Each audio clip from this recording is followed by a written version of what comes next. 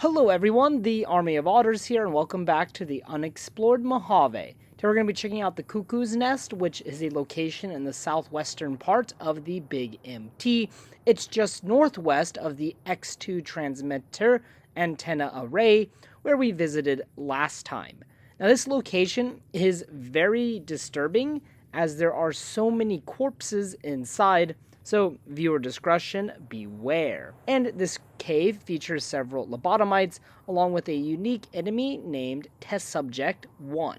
And as you saw at the beginning of the video in the opening shot, there are these 3 graves. There's actually 5 graves around the entrance here. If you bring a shovel with you, you can open up the graves. Unfortunately, I forgot my shovel, but they just contain random loot. We can also find this refrigerator and locker over here, which similarly contain random loot. And as we come around the cliff over here, we'll find this kind of decrepit cage, and inside the cage is a bloodied pillow and a teddy bear, kind of disturbing. Now, one thing that is for certain, as I was approaching this area, I was in for a much larger fight than I was ever anticipating. First, several waves of these lobotomites came at me from the X7A left field artillery launch area, and after them came a wave of Y-17 trauma override harnesses from the same area. As you can see, I tried using a mini nuke on them, which helped thin them out a bit, but I still was confronted by this one override harness that almost killed me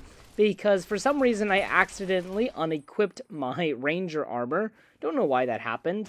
And then there was one more override harness, and I used my puppy gun, in order to kill him. Or her, I guess. It could be either. I have to say, the K9000 Cyberdog gun is pretty fun to use, and pretty cool. Now, as we approach the entrance to the Cuckoo's Nest, we'll find this locker with a red old world flag symbol on it left by Ulysses. And as you can see, there's just random loot and junk, mainly junk, just kind of strewn about the outside of this cave. So we're definitely in for a surprise as we enter. And as we enter, we just find so many disturbing scenes. But first, we need to get rid of all of the lobotomites inside, along with Test Subject 1. Now, as you might have guessed, this location was named after the 1962 novel, One Flew Over the Cuckoo's Nest, where the main character receives electroshock therapy, and then he is lobotomized near the end of the story. We're fighting lobotomites. Also, Test Subject 1 here can be a very difficult enemy if you're a low level, because he is fixed at a maximum level of 50, and he's kind of appears to be the leader of the Cuckoo's Nest. And perhaps he was the original lobotomite, who knows? Now, after killing all the enemies, we can get a proper look around this place, and we can grab some notable items. First, there are 5 proton throwing axes around this cave, so make sure you pick those up. We can find this skeleton tucked away in a refrigerator. Not sure why they put him in there. In this refrigerator, we can find a lot of mutilated corpses, and then we can find a shrine dedicated to the toaster. And this is where we can find the Sync Project toaster. And the toaster is pretty freaking awesome. I'll include him later in the video. But basically, he's a very evil toaster that wants to conquer the world. And these lobotomites seem to be very fond of the toaster because they kind of built him a shrine. Over here, we just find more mutilated corpses. On the stove, we find more mutilated corpses.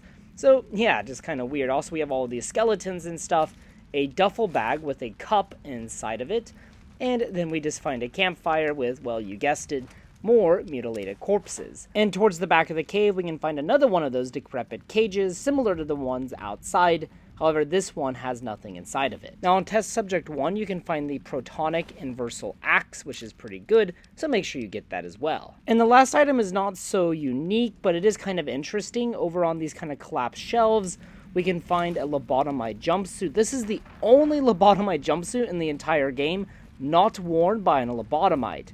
Don't know why it's there, but, this is kind of an interesting thing to point out, but it really doesn't matter that much.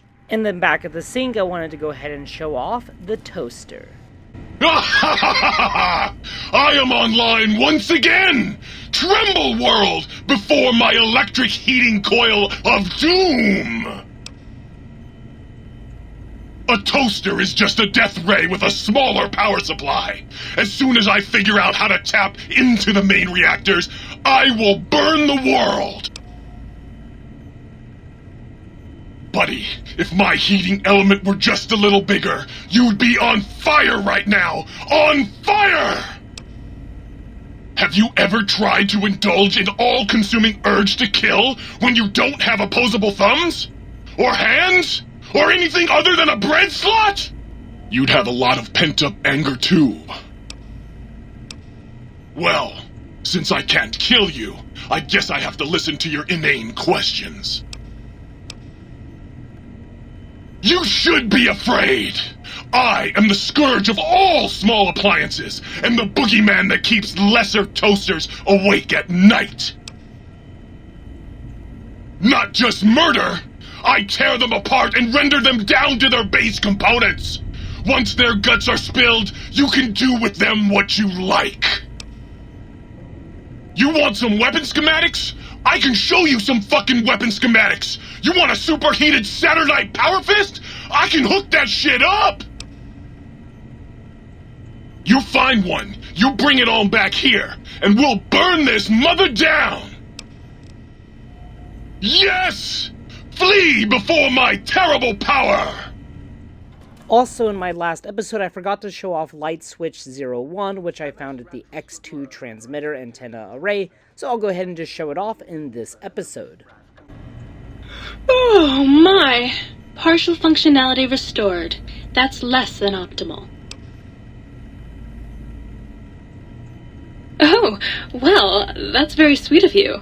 Maybe one of these nights we can discuss theorems?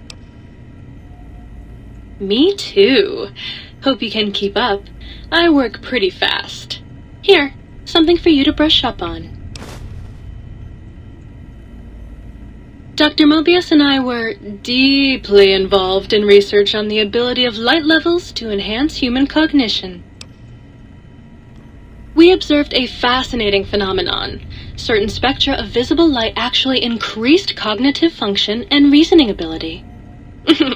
Of course, Dr. Mobius's brain is so big already, we had a hard time measuring it. As much as I'd love to, I'm afraid not. The data from that study has gone missing. You'll have to find a backup if you want to use the smart lights. Certainly. I'm looking forward to it. Tamed. Alright everyone, and that covers the Cuckoo's Nest, a really disturbing but amazing location because we can get the toaster. Thank you so much for watching this video, and I hope you learned a thing or two about the Cuckoo's Nest. Now, as always, if you have any recommendations or ideas for future videos, please post them in the comments section below. And as always, until next time.